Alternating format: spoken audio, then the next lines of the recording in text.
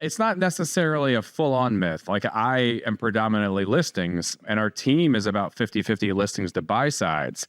But where I say it's kind of a myth is that some of the agents on our team are running their businesses much more profitably just based off sphere and referral, repeat and referral, because like the listing business obviously is expensive. It's like if you ever worked at Starbucks part-time and every year they add a drink, but they don't take any drinks away. It's just like you have more stuff coming at you. And now it's like Zillow listing showcase and now this, but it doesn't mean that you don't have to do the 3D tour and the Facebook ad and all this. Our marketing costs keep going up.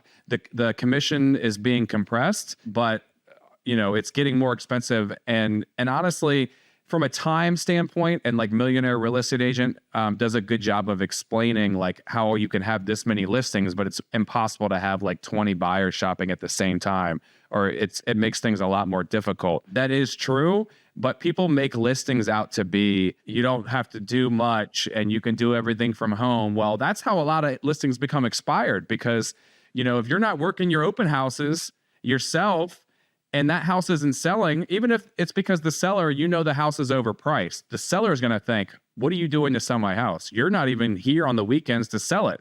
So how do you know that it's really overpriced? That's what they're thinking. Your weekends are kind of taken up with open houses every single weekend if you're a successful listing agent. So it's not all as like roses that every major listing agent makes it seem. Yeah, and I remember running across through another podcast interview a gal in, I want to say like South Carolina, who was doing 60 buy sides a year, running a really nice multi-six-figure business, right? Just working buyers. That was her specialty. She didn't do any listings, right? So I know that's possible. 50-50 splits are possible. My longtime co-host from Real Estate Uncensored, Greg, up in the Bay Area, is easily 70-30 buyers.